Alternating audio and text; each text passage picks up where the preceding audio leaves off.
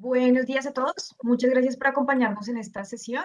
Bienvenidos a la conferencia Arqueología Regional en la Cuenca del Río Arma Caldas, Avances de Investigación.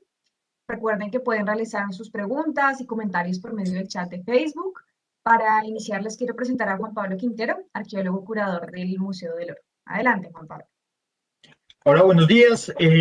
Bueno, yo estoy encargado acá de presentar a Julián y voy a estar encargado también de hacer las preguntas que ustedes nos manden. Natalia me las va a ir pasando al final. Les cuento. La charla se llama Arqueología Regional en la Cuenca del Río Arma Caldas, Avances de Investigación. Se trata de, pues, como los resultados previos, estos no son los resultados concluyentes. Julián nos ha insistido mucho en eso, pero son los avances de su investigación de doctorado en la Universidad de los Andes. Eh, y esto lo estamos haciendo en el contexto de pues básicamente estas charlas las estamos haciendo en el contexto del proyecto de renovación del Museo del Oro Quimbaya en Armenia. Entonces, la idea es que estamos consultando con arqueólogos, estamos viendo avances de investigación en distintas disciplinas y esta presentación de Julián pues nos sirve muchísimo, no solamente a nosotros, sino en general a los interesados también para enterarnos de qué es lo que está pasando arqueológicamente en la región. Entonces, les presento a Julián. Se llama Julián Andrés Escobar Tobar, es antropólogo de la Universidad del Cauca, magíster y candidato a doctor en antropología en la Universidad de los Andes. Sus temas de interés incluyen los estudios de patrones de asentamiento, arqueología del paisaje y desarrollo de sociedades complejas. Además, ha trabajado en temas de memoria colectiva, patrimonio cultural e identidad, principalmente con comunidades de tierra adentro en el Cauca. Entonces, pues bienvenido, Julián, y adelante. Buen día, Juan Pablo, Natalia, buenos días y a todos quienes siguen la transmisión. Eh, Agradecerles inicialmente al Museo del Oro por la invitación y por el espacio que me dan para socializar este proyecto que ya lleva tiempo desarrollándose, más o menos 3 años, y como comentaba Juan Pablo, se viene realizando en el marco de mi investigación doctoral que adelanta en la Universidad de los Andes. Es un proyecto que ya concluyó la fase de campo, ya concluimos la fase de laboratorio, pero que aún estamos en análisis. Estamos haciendo análisis de diferente índole, estadísticos, espaciales, para poder responder a las preguntas que nos hemos planteado. En el día de hoy voy a compartirles una parte, uno de los objetivos de este proyecto, que es el estudio regional que venimos adelantando en la región de Arma, al norte del departamento de Caldas. Si me permiten, un momento les comparto pantalla. Bueno, entonces, para la charla de hoy, pues tengo estos puntos. Inicialmente, un poco de contexto teórico y geográfico de la región de estudio. Luego, una exposición de cuáles han sido los métodos y las técnicas de campo que se emplearon, cuáles son los resultados parciales que tenemos y qué ideas preliminares podemos sacar pues, de esta información que hemos podido recuperar en ARMA. Pareciera en cierta medida es una obviedad decir que nuestras sociedades contemporáneas son desiguales, ¿no? Nuestros estados nacionales son desiguales y se calcula que aproximadamente el 1% de los ricos del mundo acumulan más del 83% de la riqueza global y que esta situación se agrava más en países como de la región de Latinoamérica. Si bien esa gran desigualdad social es producto en cierta medida de nuestros modelos económicos y políticos, las raíces de estas desigualdades sociales van mucho más allá en el tiempo y tienen que ver con la emergencia de sociedades que empezaron a organizarse bajo unos principios de jerarquía política. El registro arqueológico nos permite decir que la emergencia de estas desigualdades es un fenómeno relativamente moderno o más que moderno, un fenómeno reciente en la historia de la humanidad. Si partimos del principio, si partimos de que como especie el ser humano tiene entre 250.000 años y 300.000 años, es solamente en los últimos 7.000 años que el registro arqueológico empieza a encontrar evidencias claras de desigualdades sociales institucionalizadas. ¿Y qué quiere decir esto? Quiere decir que las diferencias en el acceso a recursos, a bienes, a tratamientos especiales, empezaron a ser heredadas o transmitidas y que en cierta medida el acceso a estos bienes estuvo mediado por aspectos como el parentesco o la herencia. antes de este momento, si bien existían diferencias sociales, estas diferencias sociales se alcanzaban en cierta medida por el desempeño que el individuo alcanzaba en vida, pero una vez el individuo moría, no era posible transmitir ese prestigio o ese poder que había alcanzado a su descendencia. Es solamente en los 7000 años últimos que empezamos a ver de que estas diferencias fueron transmitidas y heredadas. No obstante, este fenómeno no ocurrió de manera similar en todas partes, sino que una gran variación tanto en la escala temporal en la cual emergieron estas desigualdades, como en el tipo de sociedades sobre las cuales se desarrollaron. Estas desigualdades sociales muchas veces estuvieron acompañadas de un crecimiento demográfico importante, ¿sí? Empiezan a surgir grupos ya no solamente compuestos por pequeñas bandas de decenas de individuos, sino ya por grupos de centenas o miles de personas que interactuaban. También es muy común encontrar esos patrones de desigualdad asociadas a grupos que son sedentarios, aunque no es exclusivo de ellos, pero sobre todo a grupos sedentarios que han adoptado como estrategia de subsistencia la agricultura. No obstante, estos dos últimos elementos no es algo que sea recurrente, pero sí es una tendencia. Y entender cómo surgieron estas desigualdades sociales es pues una pregunta interesante desde una perspectiva antropológica. Y el registro arqueológico nos muestra que hay una gran variabilidad en estas sociedades. Solo para citar un ejemplo, por ejemplo, el Alto Magdalena, las tumbas famosas de San Agustín, están expresando un tratamiento especial a los individuos. La gente que fue enterrada alrededor de esta estatuaria y de estas tumbas monumentales recibió un trato diferente al resto de la población, que fue enterrada en tumbas más sencillas. Este patrón es un poco diferente, por ejemplo, al que se encuentra en Panamá, para los sitios del Caño o el sitio del Conte, donde los arqueólogos han encontrado tumbas asociadas a individuos que tenían cierta riqueza personal, en la medida de que fueron enterrados con objetos de oro, numerosos y gran cantidad de cerámica y otros artefactos, muchas veces también acompañados de estos líderes principales de otro grupo de personas con las cuales se enterraron. Entonces hay una gran diversidad en esto. Y entender pues esta diversidad es uno de los objetivos de la arqueología y es uno de los objetivos como macros que yo tengo dentro de mi proyecto, contribuir a ese entendimiento.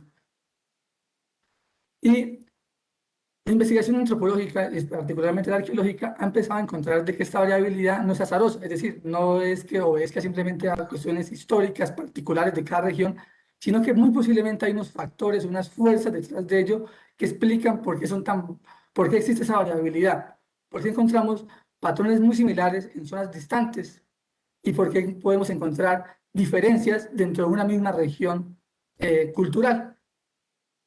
Y recientemente se ha postulado que la manera como interactuamos o esa manera en que las comunidades humanas se organizan localmente y regionalmente tiene grandes implicaciones en la manera como surgen estas sociedades clasicales o jerárquicas. Para poner un ejemplo, traigo el caso de un artículo del profesor Ann Peterson, donde ellos toman 3 regiones de estudio distantes. Una de las regiones es en México, la otra es el Alto Magdalena en Colombia y la otra es una región en China. Y en estas regiones se puede decir que emergieron sociedades clasicales o sociedades donde existían desigualdades sociales institucionalizadas. No obstante, hay una gran diferencia. Y esa diferencia inicialmente parte de cómo están organizados a escala local y regional estas comunidades.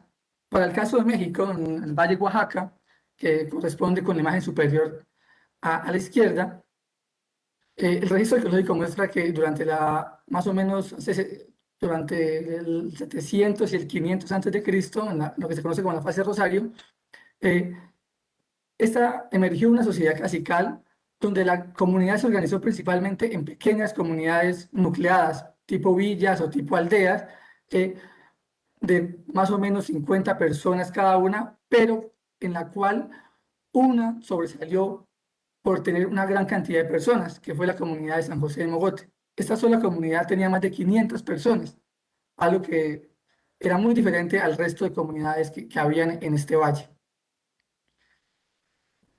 Un fenómeno muy diferente sucedió en el Alto Magdalena. En el Alto Magdalena, durante el periodo clásico regional, que va entre el 0 y el 900 después de Cristo, la gente no vivió en aldeas nucleadas ni en pueblos como los que son muy recurrentes hoy en día y como sucedió en México, sino que la gente vivió dispersamente en el paisaje. Al parecer, cada familia habitó el área de cultivo inmediata a su casa. No obstante, estas comunidades presentaban cierta agregación o cierta concentración a una escala mucho más grande, a una escala regional. Se puede observar que estas comunidades hacían parte de unas unidades políticas de una escala mayor. Y entre estos dos extremos, entre una población dispersa y una población altamente nucleada, tenemos el ejemplo de China. En China, nuevamente hay comunidades nucleadas, hay aldeas, pequeñas aldeas, pero en este caso en China, ninguna aldea es más grande que la otra, o sustancialmente más grande que las demás, sino que todas tienen una escala más o menos similar, entre 50 y 200 personas cada una. Y esto eh, para poner como un punto intermedio entre lo que pasa en México y lo que pasa en el Alto Magdalena. Lo interesante aquí es que además de esta diferencia en la manera como la gente está interactuando, también se observa una correlación con la emergencia de desigualdades sociales y con la posibilidad de existencia de diferenciación productiva o de especialización artesanal. Para el caso de México, que es donde encontramos el mayor índice de nucleación a escala local, es donde más encontramos diferenciación económica. Es decir, aquí algunas familias y algunos individuos recibieron un tratamiento especial y tuvieron un acceso diferencial a bienes de prestigio. Además, estas personas estaban envueltas en actividades que no necesariamente eran de subsistencia, sino que estaban enfocados en aspectos de producción especializada, como el tema de la cerámica o el tema de la producción de sal. Para el Alto Magdalena, los arqueólogos no encontramos este tipo de evidencia. Al parecer, en el Alto Magdalena, todas las familias estaban dedicadas más o menos a lo mismo, inicialmente a la producción de comida. Y las diferencias que encontramos las diferencias sociales que hablan de desigualdad no están basadas en aspectos económicos, sino más en aspectos posiblemente de orden ideológico o ritual. Y esto es lo que reflejan las tumbas monumentales famosas de San Agustín. Aquí, si bien es claro un tratamiento especial a ciertos individuos, estas personas no fueron enterrados con objetos muy ricos o con una gran cantidad de ajuar funerario, sino que fue muy modesto el ajuar. El caso de China, nuevamente, es un punto intermedio. Aquí hay cierta diferenciación económica, hay familias que estaban involucradas en actividades productivas, pero no tan comprometidas como en el caso de México, y en China tendríamos dos ejes de desigualdad social. Por un lado, hay una desigualdad económica, personas que tenían acceso a bienes, a bienes que tenían influencia en sus actividades cotidianas, y también había otro grupo de personas que recibía un tratamiento especial en la muerte, es decir, está un poco más basado en aspectos ideológicos. Entonces, este panorama, esta diversidad de mecanismos o de estrategias de organización social están en cierta medida explicadas por la variabilidad o por el grado de interacción social entre las unidades que componen estas sociedades. Y estos patrones han sido también encontrados no solamente cuando comparamos regiones tan dispersas como las del ejemplo anterior, sino cuando comparamos, por ejemplo, regiones dentro de una misma zona, como el área intermedia. Cuando comparamos sociedades del norte de Sudamérica y América Central, encontramos este mismo patrón recurrente. E incluso cuando se compara una misma área cultural, encontramos estos patrones. Entonces, esta información puede usarse como una hipótesis de trabajo para futuras investigaciones. ¿Y cuáles son esas hipótesis que se desprenden? Por un lado, que no existe un modelo de comunidad. Generalmente los antropólogos asociamos que todas las sociedades se organizan en aldeas, en villas o tipo pueblo, pero eso no es algo natural ni algo necesario en las sociedades humanas, sino que es posible que las sociedades se organicen dispersamente en el paisaje. Hay una tendencia y es que a mayor grado de interacción local, es decir, entre más nucleado y más concentrada la población, es más posible que surjan desigualdades económicas y que exista mayor diferenciación productiva en las actividades. mientras a mayor dispersión de la población, es decir, a menos interacción social, haya más autonomía y redundancia en las actividades que hacen estas familias y que la desigualdad no esté basada tanto en aspectos económicos, sino más de tipo simbólico o ideológico. Igualmente se ha encontrado que en poblaciones dispersas, por lo general, presentan densidades regionales mucho más altas que las sociedades que se organizan en pequeñas comunidades locales. Y finalmente, se ha encontrado que la actividad ceremonial o religiosa, en términos generales, es súper importante para integrar las comunidades, no tanto a escala local, sino supralocal o regionalmente. En últimas, toda esta información tiene que ver con un concepto que es muy común en geografía y casi usado en la arqueología, que tiene que ver con los patrones de asentamiento. Y los patrones de asentamiento lo que hacen es buscan entender cómo la gente se distribuye en el paisaje, entender esas regularidades en la distribución de la población, tanto por factores ambientales como sociales. Y la manera como las poblaciones se distribuyen en el paisaje obedece a diferentes factores, tanto índole ambiental, económico, político y religioso. Por ejemplo, un factor que puede ser importante en ciertas regiones es el deseo de vivir cerca de las áreas de cultivo. Esto, sobre todo en sociedades agrícolas, que buscarían intensificar la producción en la medida que no tendrían que desplazarse hasta sus lugares de cultivo, sino que están viviendo alrededor de ellos. Otro factor puede ser, por ejemplo, reducir el riesgo ambiental, es decir, en zonas donde, por ejemplo, hay muchas posibilidades de sequía o zonas que sufren de inundaciones o que son afectadas por las avalanchas o por erupciones volcánicas, la gente buscaría lugares para protegerse ante estos eventos naturales. Otro factor de índole un poco más social es el tema del conflicto armado. Generalmente, cuando existe un ambiente tenso entre unidades políticas que están en disputa, la gente busca habitar zonas que sean de fácil protección, ¿sí? Generalmente buscan zonas de difícil acceso en las partes altas y tienden a concentrarse como una forma de seguridad. También hay otras actividades de índole tal vez ceremonial o religioso que lleva a que la gente también desee vivir cerca a otras personas, a otras familias, para participar ya sea de rituales, de tipo de ritos de paso, de actividades para tipo minga, para trabajar no sé, en actividades que requieren una obra de trabajo, requiere mano de obra a una escala mayor, que no puede suplir la familia, sino que necesita más gente que ayude a realizar esa actividad. Y también puede obedecer al deseo de las personas de participar de redes de intercambio económico, ¿no? Participar de, de, de una economía mucho más elaborada.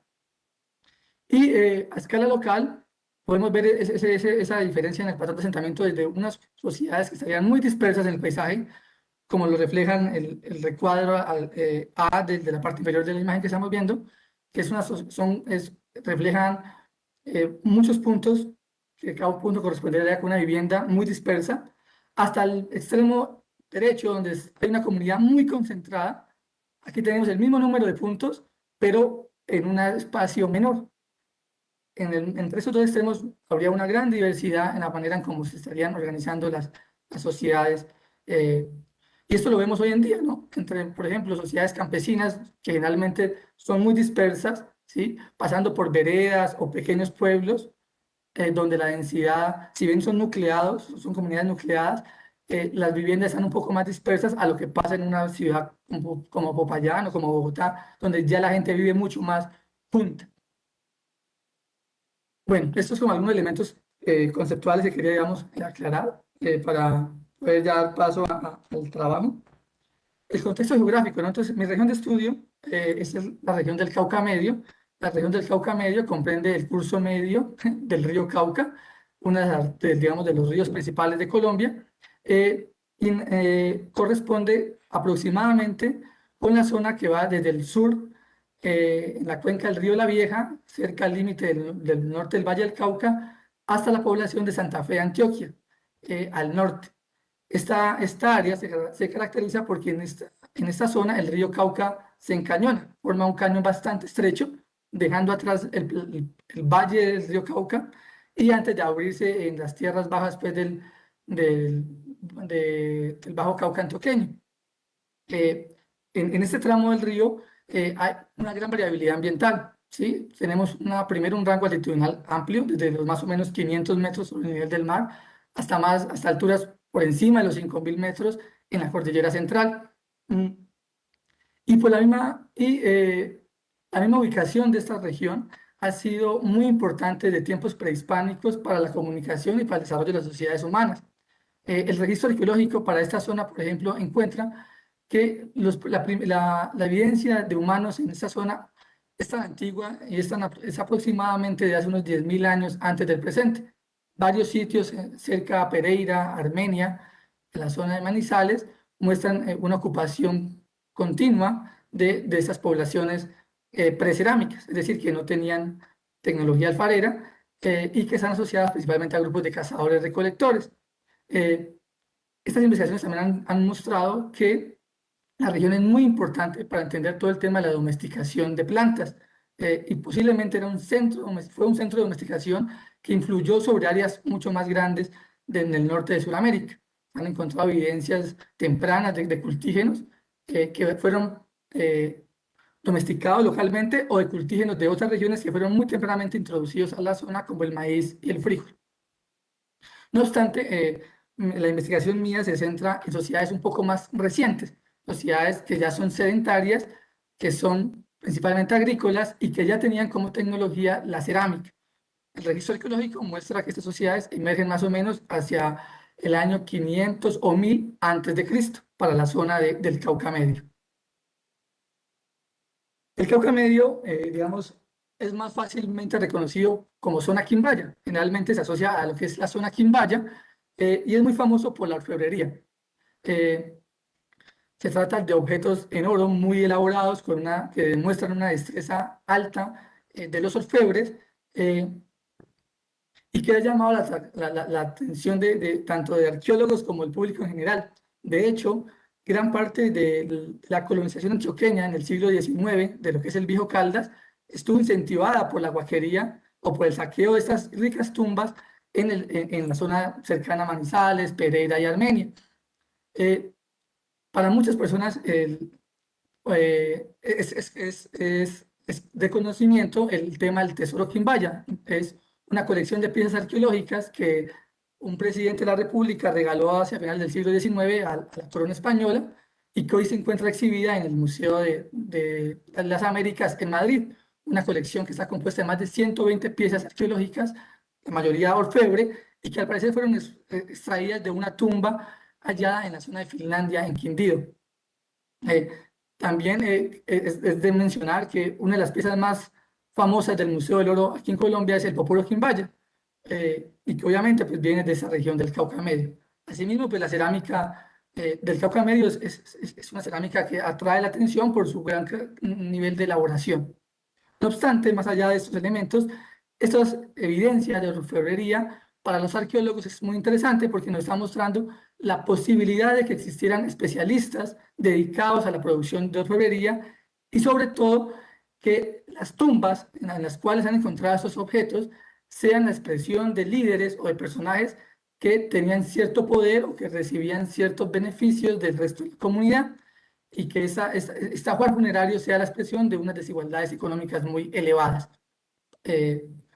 Y esto, pues, lastimosamente aún no lo hemos investigado sistemáticamente, pero abre una ventana inmensa de investigación. El Cauca Medio también tiene otro tipo de elementos favorables, y uno es que, de acuerdo a las crónicas del siglo XVI, era una zona muy diversamente ocupada. Es decir, habían grupos de diferentes nacionalidades, grupos étnicamente diferenciados, ¿sí? Más o menos 16 grupos en lo que sería el eje cafetero, según las crónicas, grupos con una complejidad social diversa, algunos con líderes muy fuertes o muy claramente con un poder regional grande, y otros grupos donde no existían esos liderazgos tan marcados. También es muy recurrente en las descripciones de las crónicas españolas del siglo XVI la importancia de la guerra, de la especialización económica y de la posibilidad de festejos al interior de esas comunidades. Y otro elemento importante de esta zona del Cauca Medio y que invita a la investigación arqueológica es que existen unos modelos teóricos sobre la emergencia y la complejidad social, que si bien están construidos sobre información arqueológica, no ha habido un claro trabajo sistemático de ponerlos a prueba y ver hasta qué medida cumplen o no estos modelos. Entonces hay, por ejemplo, un modelo de complementariedad ecológica que sostiene que las sociedades complejas del Cauca Medio emergieron en el contexto de aprovechar los recursos que ofrecía la diversidad ambiental de la zona del Cauca Medio. Otros modelos sugieren que la presión demográfica sobre un ambiente en cierta medida limitado conllevó al conflicto interregional entre estas comunidades y eso fue lo que posteriormente permitió el desarrollo de sociedades complejas. Hay otros modelos que sostienen o que han señalado hay unos cambios en las bases del poder de esas sociedades, pasando de un poder sobre todo favorecido por las conexiones interregionales de los líderes a un poder mucho más económico sobre el control de recursos como el suelo de mejor calidad para el periodo más reciente. Y el Cauca Medio pues también tiene ciertas limitaciones, ¿no? Una limitación es que gran parte de la información está basada en información histórica. Aún tenemos poca información arqueológica que permita monitorear aspectos de complejidad social como la emergencia de desigualdades económicas, de especialización económica, que permitan medir la escala demográfica de esas comunidades. Dado que han sido muy pocos los estudios de alcance regional, hay mucha arqueología en el Cauca Medio, hay que decirlo, pero son trabajos muy puntuales y comprenden áreas muy pequeñas.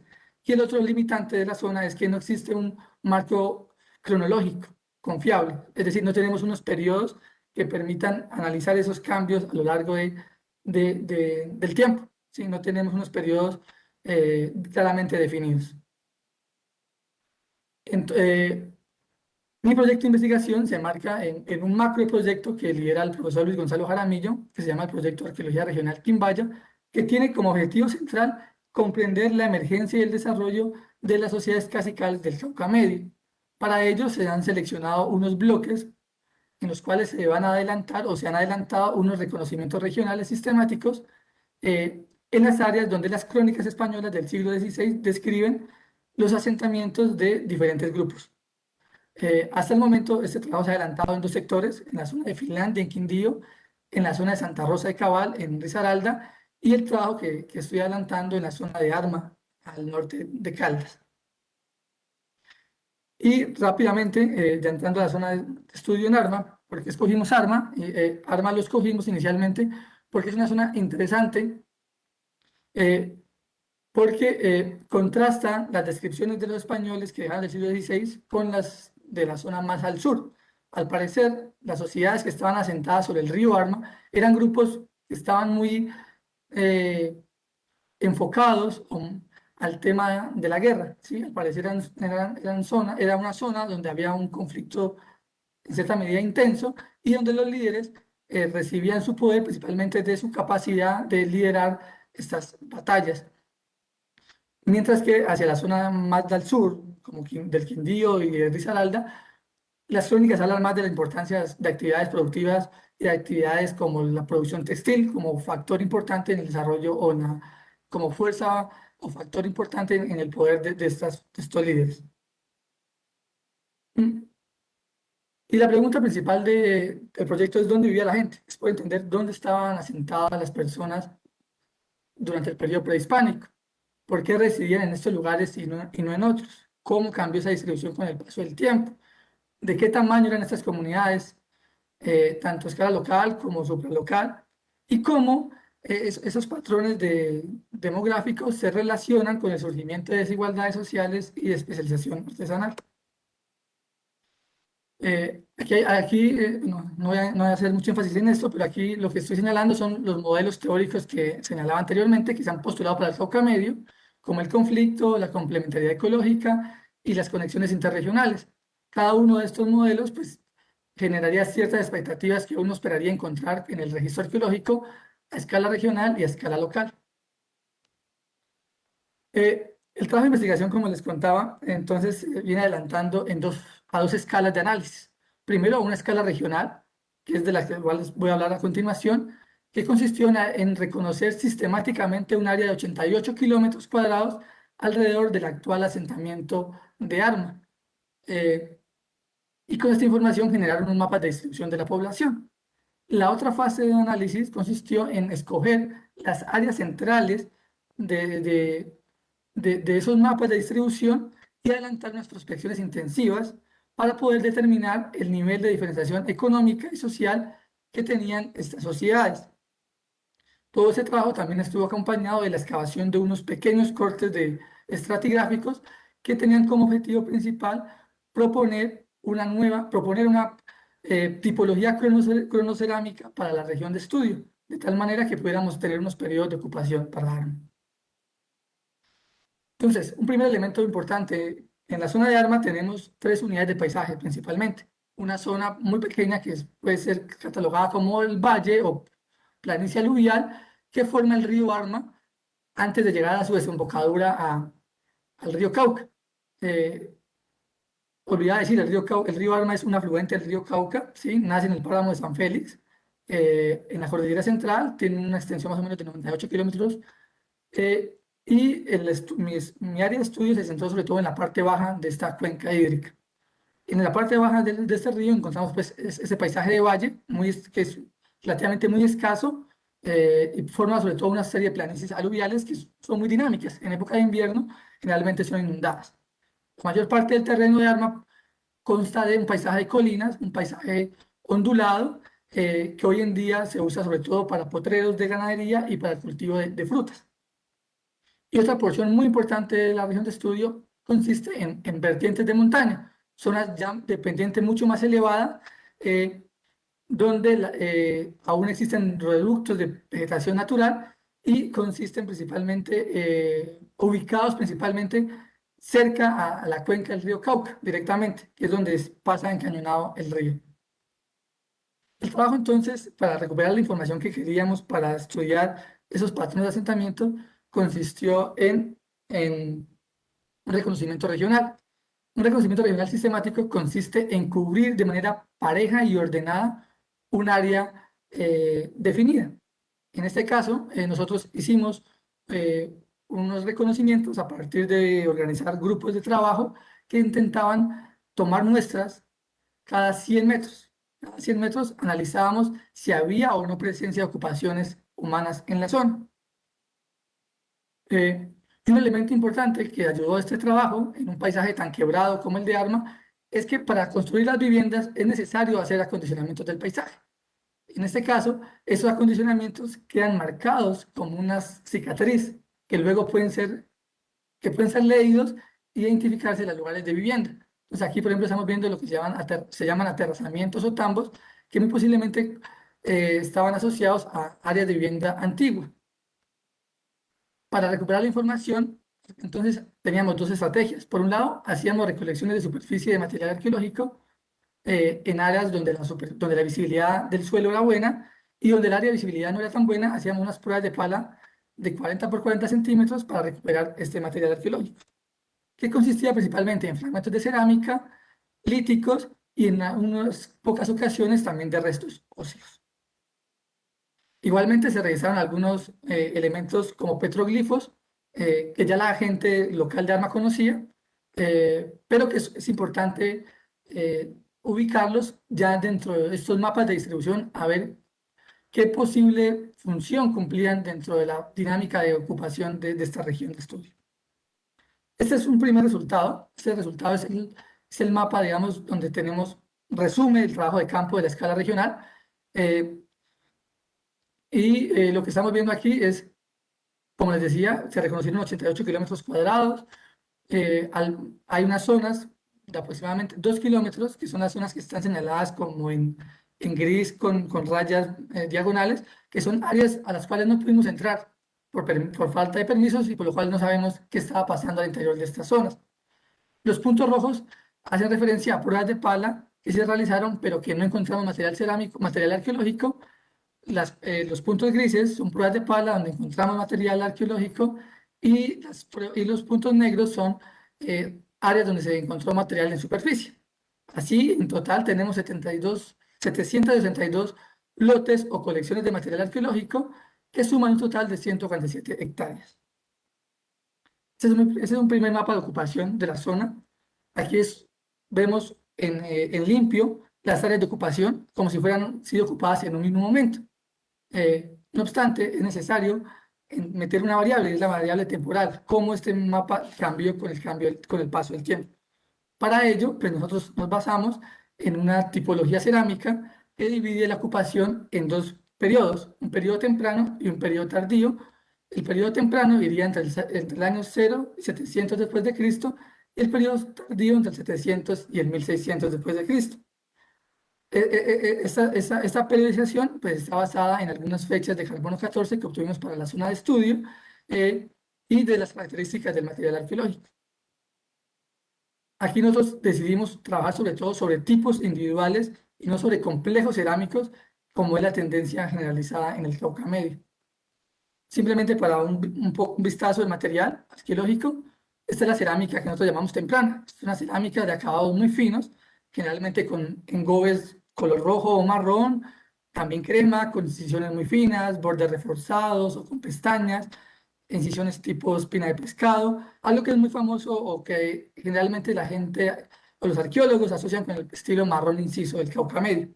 Por su parte, la cerámica tardía es una cerámica claramente diferente, donde aparece una serie de incisiones triangulares irregulares, muchas aplicaciones, bordes mal definidos, impresiones tubulares, que hablan ciertamente de un descuido en los acabados del material cerámico. También encontramos, pues, como decíamos, líticos tanto de molienda como de lascado, que nos permitirán un poco indagar sobre las actividades económicas que estaban ocurriendo en esta zona. Entonces, cuando ya ese mapa de ocupación le damos le introducimos la variable temporal, pues tenemos dos mapas de ocupación, un mapa para el periodo temprano y un mapa para el periodo tardío.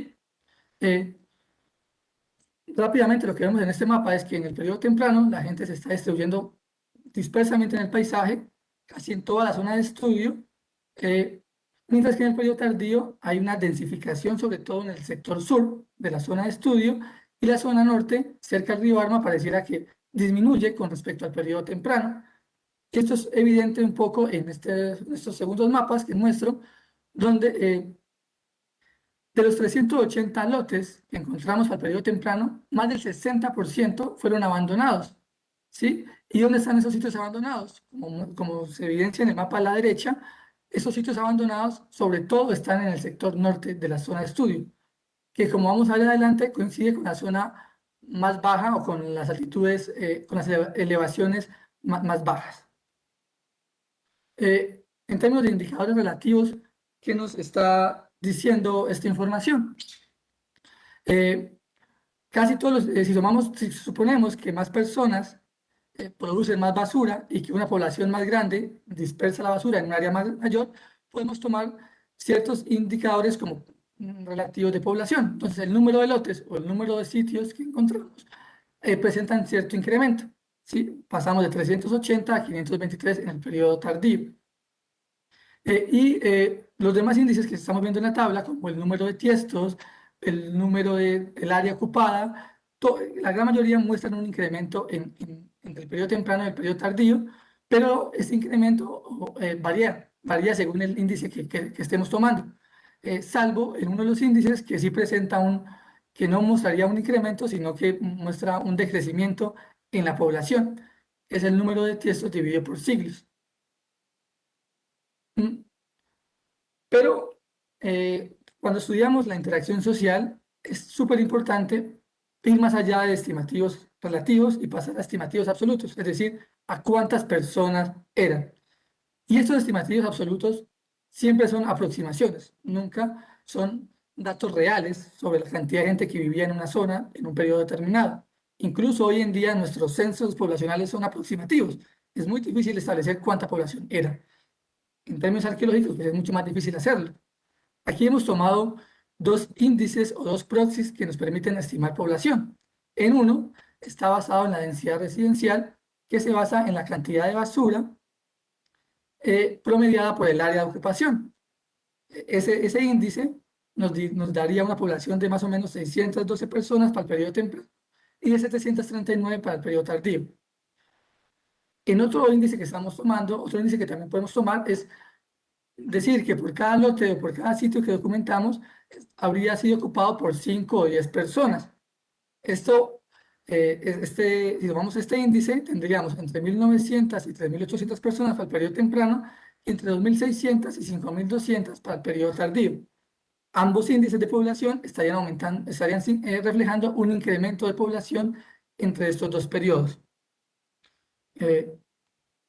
Ahora, para estudiar la escala de las comunidades locales y supralocales. Estos son mapas de superficie que se generan a partir de la cantidad de basura que se encontró en la zona de reconocimiento, ¿sí? Y a partir de la cantidad de basura que se encontró en el área de estudio, suponemos es un reflejo de la cantidad de personas que estaban viviendo en esa zona de estudio. Estas superficies se van suavizando matemáticamente de tal manera que ayudan a identificar ciertos patrones de organización a escala local y a escala regional. En estas dos imágenes, en estas imágenes de acá, podemos simplificar esas que teníamos anteriormente. Las imágenes de la parte de arriba permiten sobre todo identificar patrones de interacción a escala local. Para el periodo temprano lo que vemos es que la población está ciertamente dispersa. Es posiblemente que pequeños grupos de 2 o 3 familias vivieran dispersamente en el paisaje, pero hay áreas que corresponden con los picos más elevados donde posiblemente había mayor concentración de población, ¿sí? Para el periodo tardío es un poco diferente. Aquí también habrían grupos, aquí sobre todo habrían una población dispersa en toda la zona de estudio con pequeñas áreas nucleadas o áreas que reflejaran concentración de población. En términos regionales, cuando intentamos suavizar estas superficies para identificar patrones de interacción a una escala más amplia, lo que vemos es que para el periodo temprano habrían dos pequeñas comunidades o dos pequeñas comunidades supralocales, una hacia el norte de la zona de estudio, que sería un poco más grande, y una hacia el suroccidente, que sería la que se observa en el mapa, en la esquina inferior izquierda. Mientras tanto, en el periodo tardío se observa la emergencia de una sola unidad política, de una escala espacial y demográfica mucho más grande, y que surge justo o alrededor de lo que estaba ocupando la zona, la unidad política del suroccidente en el periodo temprano.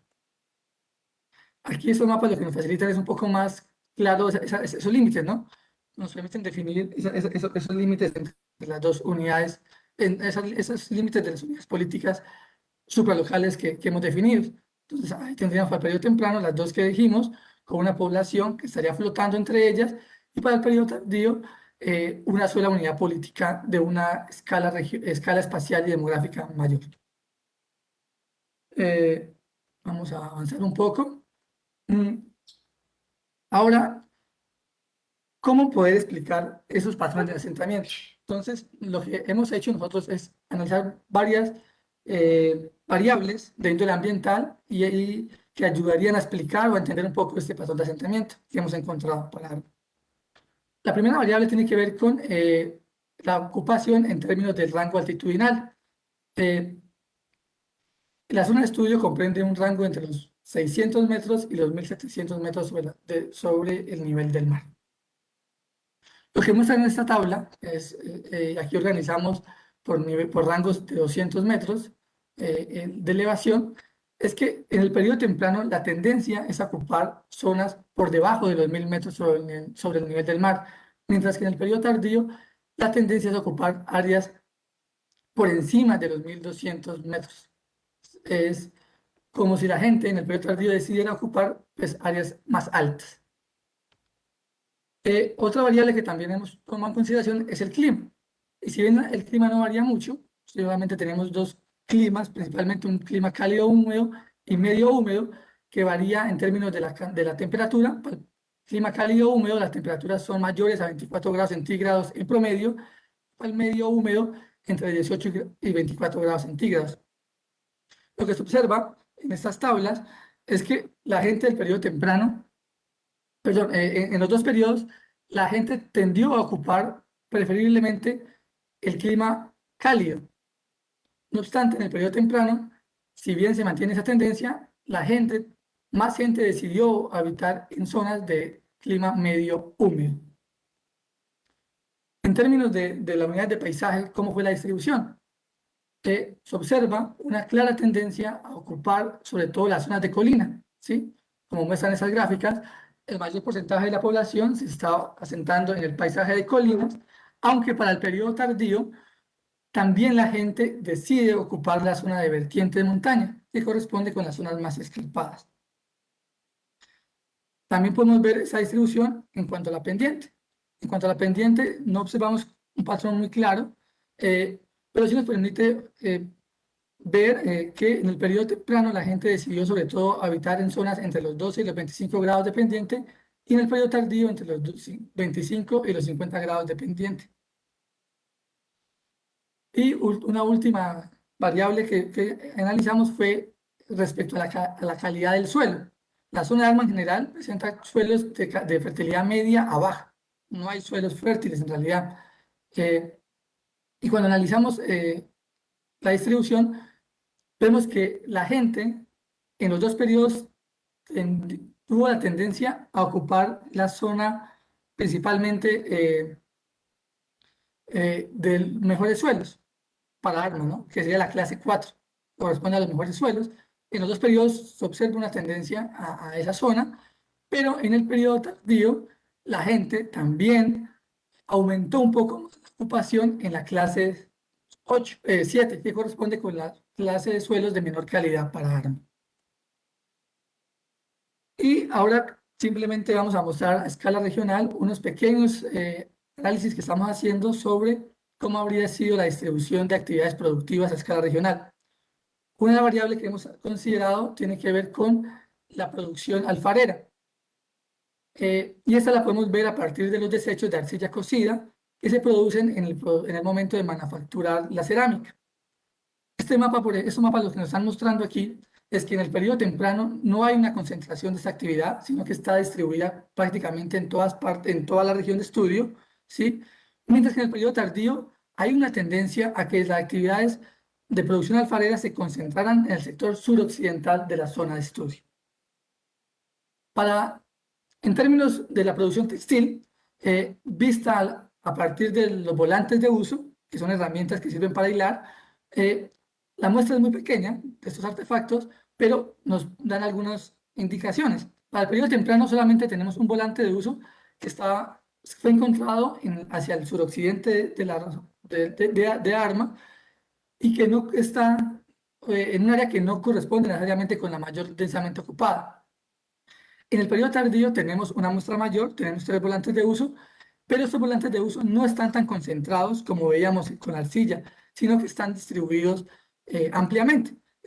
Esto nos indicaría que no habría un control directamente sobre la producción textil, sino que al parecer cada familia podría haber estado enfocada en esta actividad económica. Para el periodo tardío tenemos unos elementos también interesantes que tienen que ver con el aspecto ritual. Y aparece una serie de figurinas que son como se conocen como retablos o tabloides en el Cauca Medio. En Arma hemos encontrado, aunque la muestra es pequeña, hemos encontrado dos fragmentos que están nuevamente sobre el sector suroccidental de la zona de estudio. Y cuando analizamos la distribución de la cerámica decorada, aquellos fragmentos que tienen decoración, observamos algo muy interesante. En el periodo temprano no pareciera que haya un punto donde se concentre la cerámica decorada, sino que está distribuida en todas partes, mientras que en el periodo tardío nuevamente hay una clara concentración de la cerámica decorada en el sector suroccidental. Si asumimos que acceder a cerámica decorada en cierta medida es un indicador de riqueza, en la medida que producirla amerita un mayor tiempo de elaboración, porque hay que engobar, hay que pintar, hay que aplicar, hay que hacer incisiones, y eso lo tomamos como un indicador de riqueza, podríamos señalar de que hay una cierta concentración de estas posibles élites en la zona suroccidental para el periodo tardío. Cuando ponemos estas últimas variables al mismo tiempo, pues vemos que en el periodo temprano no hay una clara relación entre marcadores de riqueza y actividades productivas, ¿sí? No hay una relación entre ellas espacialmente, mientras que en el periodo tardío hay una leve tendencia a que esas actividades productivas también correspondan con las zonas donde los marcadores de riqueza son más elevados, tomando como marcador de riqueza la cerámica decorada. Bueno, esta es la segunda fase de estudio. Voy a pasarlo muy rápidamente aquí porque por tiempo no creo que alcance a hablarlo. Y que además, digamos, son resultados muy tentativos. Simplemente decir que una vez terminamos el reconocimiento regional, se hicieron unas prospecciones intensivas en las áreas que estaban más densamente ocupadas en cada uno de los periodos para estudiar esas diferencias económicas y sociales. Voy a pasar rápidamente por estas diapositivas porque el tiempo no me da. Aquí sí me gustaría un poco sentarme otros 2 minuticos, si me perdona Natalia y Juan Pablo por el tiempo. Este mapa es un mapa también de ocupación de otra zona del Cauca Medio, que es la zona de Finlandia, en Quindío, al sur del Cauca Medio. Es una área que estudió que estudió el profesor Luis Gonzalo Jaramillo hace un tiempo y que actualmente estamos en proceso de edición de los resultados. La zona de Finlandia que se ha reconocido es una zona más pequeña, es una zona solamente de 30 kilómetros cuadrados, pero que muestra un patrón muy diferente al de Arma. Aquí lo que tenemos es sobre todo gente viviendo dispersamente en el paisaje en los 3 periodos de ocupación, y no se observan cambios en la distribución de la población. Lo que se observa más es una densificación de la gente a lo largo del tiempo, ¿sí? Se observa que al periodo tardío hay más gente habitando la zona de estudio, pero no emergen comunidades nucleadas, sino muy dispersamente en el paisaje. Y cuando comparamos algunos índices en términos de indicadores demográficos relativos y absolutos entre ARMA y Finlandia, salen también cosas muy interesantes. Para facilitar un poco la comparación, si tomamos, por ejemplo, el área que ocupan los sitios, eh, si bien Finlandia es una zona mucho más pequeña de estudio, el área de ocupación aquí fue mucho más grande que la zona de ARMA, ¿sí?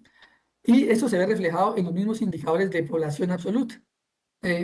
Tomando el mismo índice, el mismo proxy de estimación de población, vemos que en Finlandia, para el periodo tardío, es es más del doble población que la que tenemos para Arma, en una región que es 1/3 el área de Arma.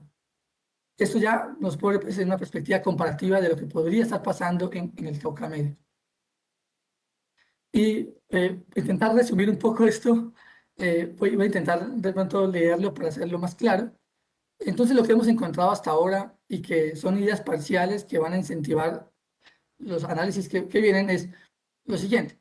El patrón de asentamiento es principalmente disperso en ambos periodos. Sin embargo, en el periodo temprano se observan áreas donde las distancias entre las viviendas fue menor.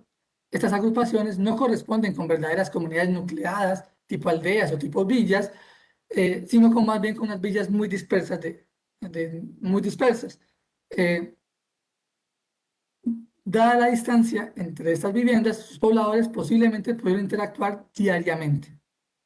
Para el periodo temprano, es posible discernir 2 comunidades de interacción supralocal o regional de una extensión espacial y demográfica pequeña.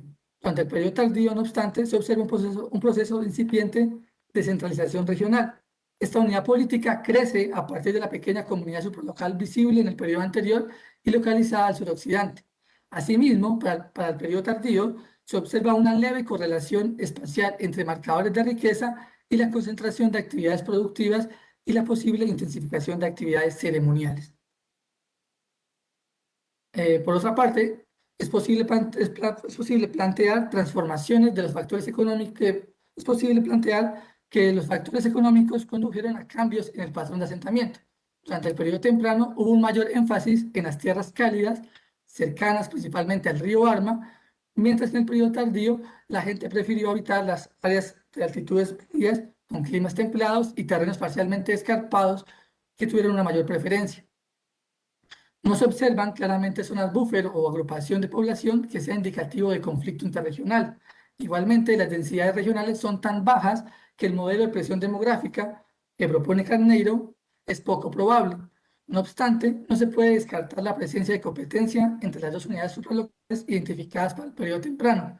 Igualmente, la tendencia a ocupar áreas de difícil acceso durante el periodo tardío y el abandono de la zona cercana al río Arma puede ser una respuesta a un estado latente de conflicto regional. En ciertos escenarios, el patrón de asentamiento disperso también puede ser una opción efectiva en un contexto de conflicto. También lo que se observa también son bajas densidades regionales y una diferenciación productiva muy escasa si lo comparáramos con otras regiones. Y lo que muestra este estudio, cuando lo comparamos con Finlandia, que es de las pocas zonas que tiene una metodología similar, es que las secuencias de desarrollo al interior del Cauca Medio podrían haber sido muy diversas. Y esto no sería algo exclusivo, sino que se ha encontrado en otras zonas de estudio donde la diversidad, donde dentro de una misma zona, dentro de una misma área, existen diferentes secuencias de desarrollo para estas sociedades. Agradecerle por el espacio. Espero que con las preguntas pueda aclarar ciertos puntos que quedaron en duda. Y agradecerle a todas las personas que participaron en el trabajo de campo, al grupo de estudiantes y colegas de diferentes universidades que amablemente me acompañaron en las diferentes actividades, en las diferentes temporadas de campo que se realizaron. Agradecerle a todos los amigos de ARMA que nos recibieron y acompañaron este proceso de investigación. Muchas gracias. Super, Julián, ¿qué nota de trabajo? Es decir, acá, eh, o sea, mejor dicho, viendo esto, a mí se me ocurren muchas preguntas. Seguramente más adelante tendremos que seguir conversando. Acá voy a tratar de resumir algunas de las preguntas, pero antes de pasar, digamos, como las preguntas de tipo formal, quisiera preguntar cuánto duró el trabajo de campo. Creo que lo mencioné al principio, pero no me acuerdo. Sí, el trabajo de campo inició más o menos en el 2018 y se fue Ajá, organizando por fases de campo. Las fases de campo fueron más o menos temporadas de campo de aproximadamente 3 semanas a un mes. Se hicieron 4 temporadas de campo entre el 2018 y finales del 2019. Se hicieron ok, fases. ok. Sumando todas las temporadas son más o menos 4 meses de campo. Ya, bueno, y es que se me ocurren preguntas hasta de lo cotidiano, como qué comían, cómo hacían, que son como esas circunstancias particulares de los trabajos de campo que siempre lo hacen divertido, pero bueno, eso es para otro tipo de conversación. Voy a aprovechar entonces para hacerle algunas preguntas que están haciendo acá a algunas personas del público. Alguien pregunta, por ejemplo, ¿por qué en esta región no se han hecho, no se hicieron antes investigaciones arqueológicas? Es decir, la pregunta la voy a leer literalmente para ver si es que no lo estoy entendiendo bien. ¿Cuál sería la razón para que sea una zona arqueológica sin estudiar hasta la investigación suya, Julián? Bueno, tal vez no habían estudios académicos en la zona de Arma, pero ya esta zona fue producto de investigaciones de arqueología preventiva. ¿Sí? Hay un proyecto muy grande de interconexión eléctrica que se hizo en los años 90, liderados por los profesores Piacini y Neila Castillo, que identificaron varios sitios en la zona que yo reconocí. También el profesor Potiva reconoció partes de la cuenca del río Arma, un poco más de la cuenca media alta, también identificó algunos sitios y conozco algunos estudios de arqueología preventiva que se han hecho en la zona. Hay alguna evidencia de arqueología, pero no arqueología académica, si se quiere. Claro. Claro, sí, yo creo que acá lo que hay que aclarar es que los resultados o el potencial de resultados de la arqueología preventiva, a pesar de que tienen mucho potencial, también tienen, digamos, como un énfasis distinto a las investigaciones académicas, como por ejemplo este trabajo de Julián, que es regional y que, digamos, responde a preguntas distintas. Y bueno, básicamente son circunstancias distintas a las que se tienen en arqueología preventiva, ¿no? Entonces, bueno, eso por un lado. Por otro lado, una pregunta que no sé si estoy entendiendo bien, pero que nos lleva a una discusión un poco más amplia, que tiene que ver con que si en Arma había un solo pueblo o eran varias tribus. Bueno, acá creo que son varias cosas para aclarar. No sé, Julián, si usted tenga presente cómo o nos pueda contar muy bien cómo entienden los arqueólogos la cuestión de identidad en los distintos periodos para el Cauca Medio, que creo que más o menos tiene que ver por ahí la pregunta, porque normalmente por ejemplo, desde el museo nosotros nos enfrentamos a que la gente llega preguntando por los nombres de tribus y por los nombres como de unidades culturales mucho más específicas que a veces los arqueólogos eh, dejamos un poco de lado por responder a preguntas un poquito más acuciosas frente a la cultura material. Eh, no sé, Julián, qué tenga para decir al respecto. Sí, sí, digamos, desde el registro arqueológico es muy difícil hablar de identidades étnicas, ¿sí? Si nosotros nos atenemos a lo que dicen las crónicas españolas del siglo XVI, la zona de estudio sería ocupada por los armados o los arma, que era una de las naciones o tribus que describen los españoles, que estaba sentada principalmente en la cuenca baja y media del río Arno. Eh, Arqueológicamente es muy difícil hablar de estas tribus. Nosotros hablamos más sobre todo de áreas arqueológicas, de culturas arqueológicas, que no necesariamente tienen que corresponder con identidades étnicas, ¿sí? Eh, por ejemplo, en el Cauca Medio, a lo largo del Cauca Medio, hay similitud en la cerámica, ¿sí? Pero si uno hace caso a las crónicas del siglo XVI, había una gran diversidad de grupos. Entonces no hay una correlación clara entre cultura arqueológica y culturas étnicas. Entonces es un poco difícil hablarlo al periodo prehispánico.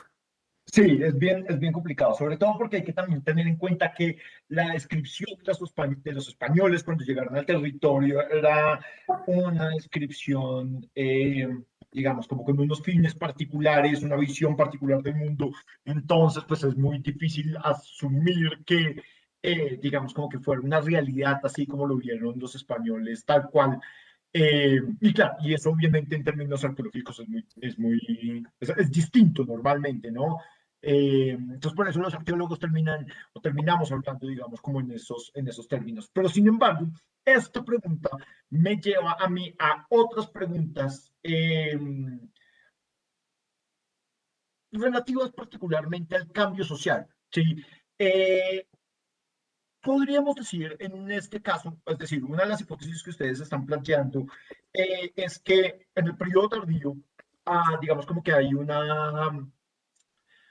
digamos, hay evidencias de que se ocupan las zonas más altas, ¿sí? Es decir, es probable que esto tenga sentido con una relación con las crónicas, que estamos hablando de unas sociedades guerreras o que había, digamos, algún tipo de tensión o de conflicto armado en estos casos, al menos para el periodo tardío.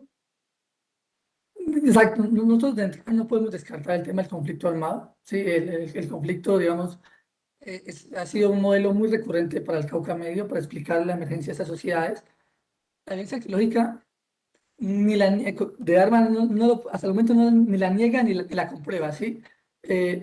Porque hay indicadores que se relacionan, ¿sí? Como por ejemplo en el periodo temprano que existan dos comunidades, dos comunidades eh, separadas por una área de poca población, que podría uno pensar, dos grupos de personas que están concentrándose, buscando refugio al agruparse.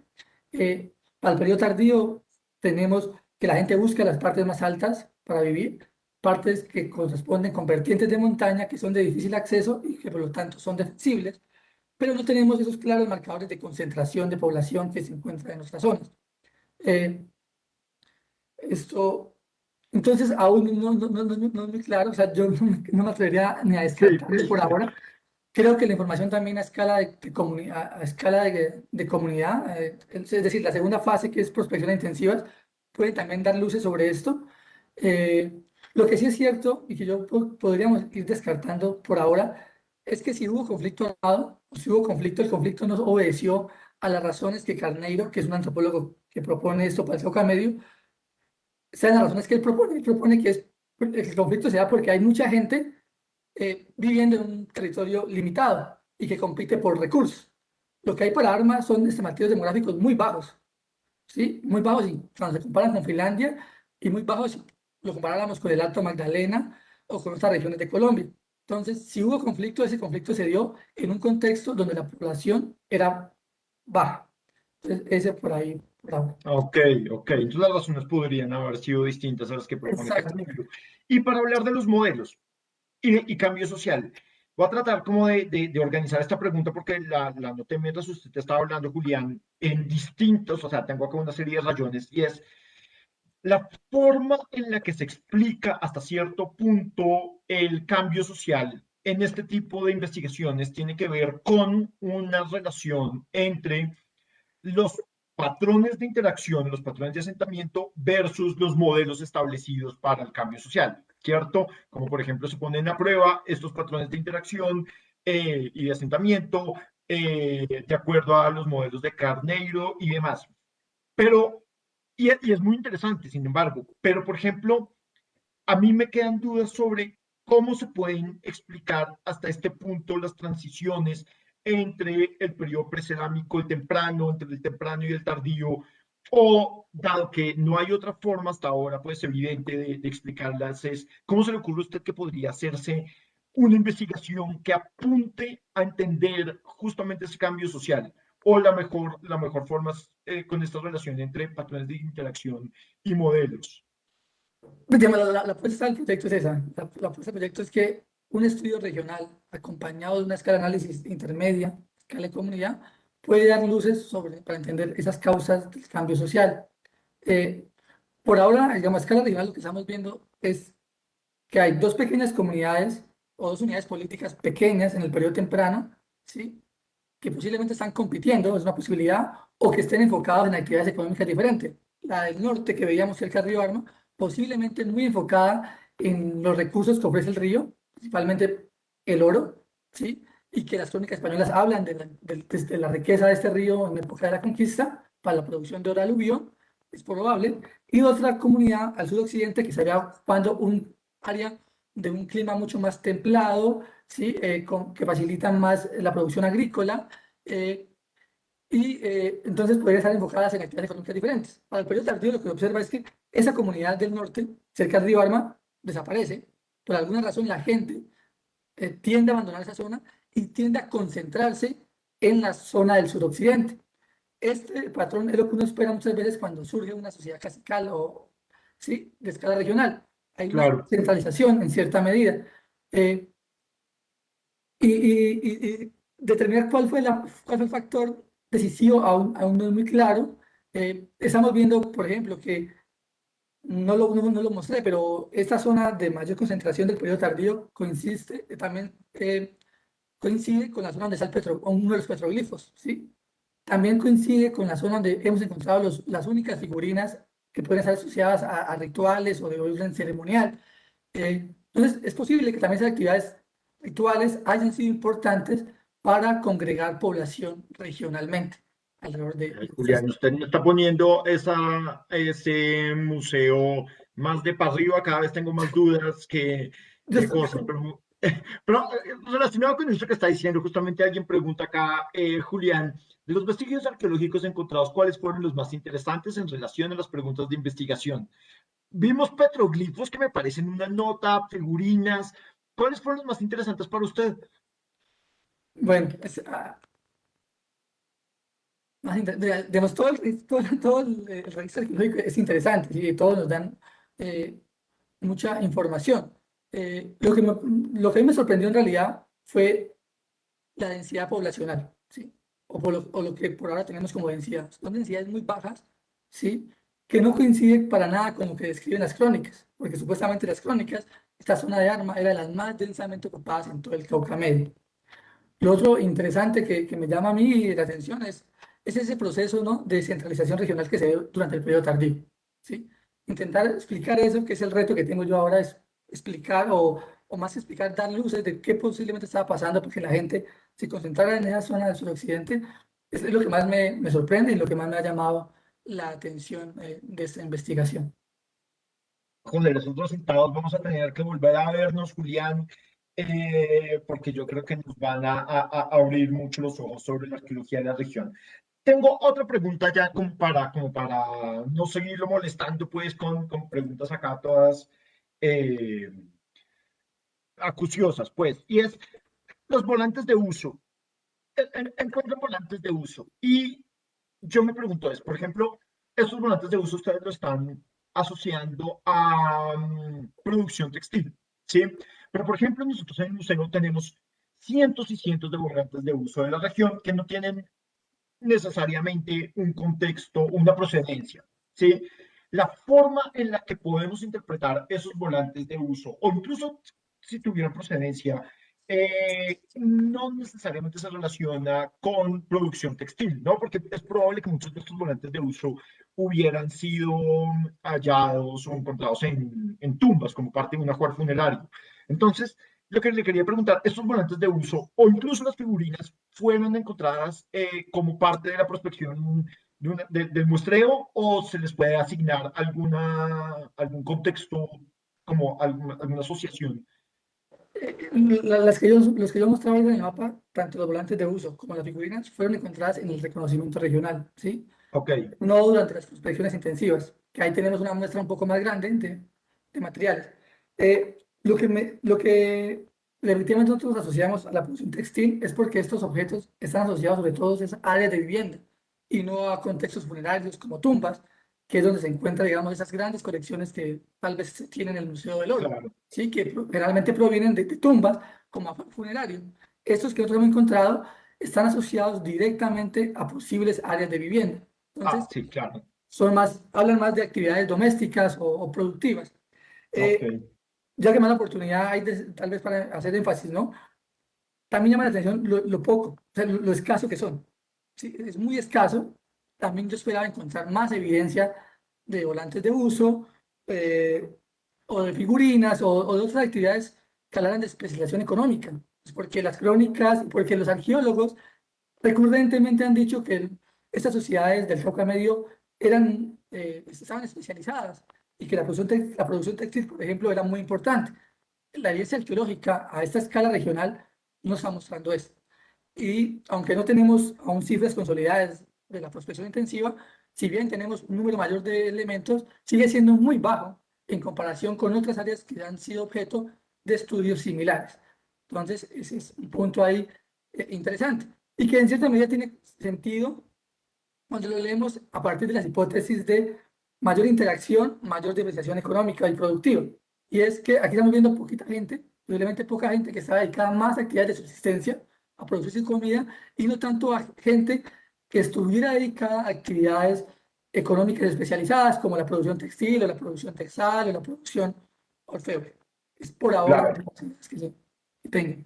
Julián, creo que Natalia quería intervenir un segundo. Sí, gracias, Julián y Juan Pablo. Solamente quería aquí leer comentarios pues, del público que mandan un saludo especial pues, a Julián, una gratitud de parte de toda la comunidad armenia durante el proceso de investigación. Entonces, también pues que fue un orgullo ser parte de esta investigación en campo. Gracias, Julián, y qué muy buena conferencia. Y precisamente en relación a esto, alguien pregunta algo muy interesante y es, ¿qué hacen con las piezas encontradas en la investigación? ¿Podrían ser devueltas a ARM? Que me gustaría que de pronto muy brevemente nos contaras cómo fue la relación de la comunidad armenia con la investigación.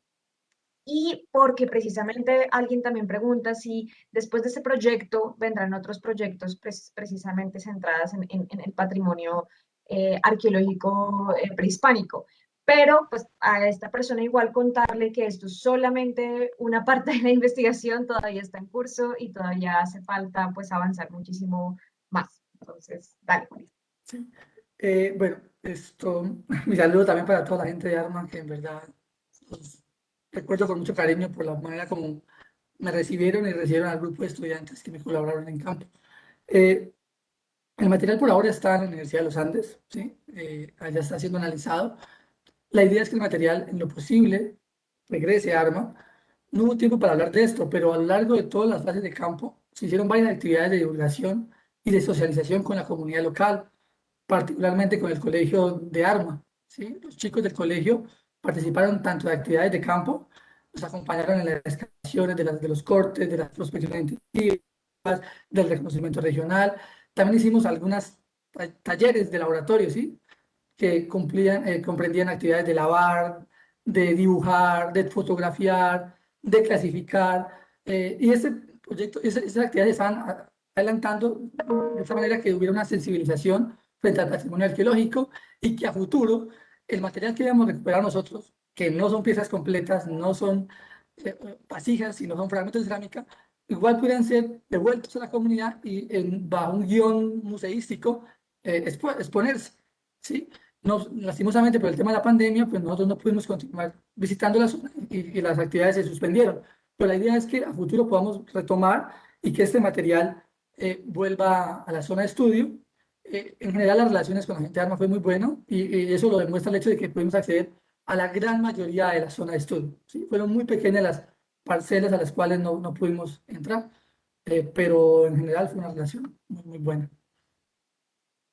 Listo, yo voy a hacer acá una última pregunta y yo creo que ya con eso terminamos. La voy a leer literal, a ver, porque no sé si la tengo tan clara. Y lo religioso cosmológico como causa de concentración asociada a calendarios solares representado en el entorno del paisaje, ¿esto sería posible? Bueno, yo no sé si el tema de calendarios solares, y ya digamos, se me escapa un poco, no hemos encontrado evidencia de calendarios solares para Arma y que yo conozca no tenemos tampoco para el Cauca Medio, pero digamos, estas figurinas, que no son muchas, son dos en el concepto regional, más el petroglifo, pueden sí ser sintomáticos de actividades ceremoniales que hubiesen sido importantes, sobre todo en el periodo tardío, ¿sí? Es lo que podemos decir. Y que esas, sí. No, qué pena, adelante, Julián. Entonces, no sabría mucho el tema de los calendarios solares y el tema es más pues, astronómico y estas cosas, pero sí de ciertas actividades ceremoniales que estaban siendo posiblemente importantes en esa zona. Julián, usted está asociando estos petroglifos al periodo tardío, ¿cierto? Sí, lo estamos haciendo ¿Por inicialmente. por la iconografía? Ese es uno. Ajá, la iconografía es uno. Lo segundo es que uno de los petroglifos pues, fue sujeto a una prospección intensiva y la mayor parte del material que se encontró asociado a ese petroglifo es tardío. ¿Sí? Ah, ok, ok. Entonces, esas dos variables pues nos tienden a nos llevan a pensar que es tardío. Obviamente no es definitivo, habría que hacer un análisis mucho más juicioso, más riguroso para establecerlo, pero inicialmente pensamos que es tardío. Aquí pregunta desde el público, como aclarando un poco más la pregunta, se refieren a lo religioso más que lo económico como eje de concentración de población, que creo que tú lo mencionabas como otra de las hipótesis en la que son comunidades más pequeñas, más autónomas, entonces que en ese caso los patrones de asentamiento podrían responder más que todo a un eje religioso y no tanto a un económico, que se relacionaría en ese caso más con una mayor interacción, ¿cierto? Exacto, exacto. Y eso es lo que podríamos estar viendo en Arma, ¿sí? Más el control de esos espacios, de pronto de orden religioso, ceremonial, que sobre aspectos económicos. Aunque, como mostramos en el mapa donde se ve la distribución de volantes de uso y arcilla cocida, hay una correlación entre marcadores de riqueza o de élite, como la cerámica decorada, y la concentración de estas actividades económicas. Entonces, como que habría se complementarían estas dos factores o dos bases de poder. Es lo que creemos inicialmente para la zona de Arma. Ok, listo. Julián, muchísimas gracias. Natalia, no sé si se me queda alguna pregunta de lado. Bueno, no, pues Julián, muchísimas gracias, de verdad. Todos estos avances, o sea, a nosotros nos sirven muchísimo. Esto, pues, en el marco del proyecto de renovación del museo, todos estos avances, todos los aportes de los arqueólogos son importantísimos. Esta investigación suya me parece sumamente interesante, mejor dicho, me parece que está, o sea, muy bien planteada, muy bien armada. Quedamos ansiosos, pues, de saber los resultados, entonces lo estaremos molestando mucho más adelante. Julián, muchísimas gracias y Natalia, muchísimas gracias a ustedes. Muchísimas gracias, Julián. Juan Pablo, pues nada, esperaremos a los siguientes resultados, como te veníamos contando, y a todo nuestro público, pues para que sigan pendientes de las conferencias que estamos realizando como parte de la renovación del Museo del Oro Quimbaya, pues que como saben lleva un buen tiempo pues en renovación. En este momento hay una exposición permanente, no, permanente no, temporal, perdón, una exposición temporal mientras se termina de renovar el museo. Entonces, pues muy invitados pues los habitantes de la región a visitar esa exposición temporal y pues más adelante a visitar el nuevo museo. Muchas gracias. A ustedes, muchas gracias. Bueno, hasta luego.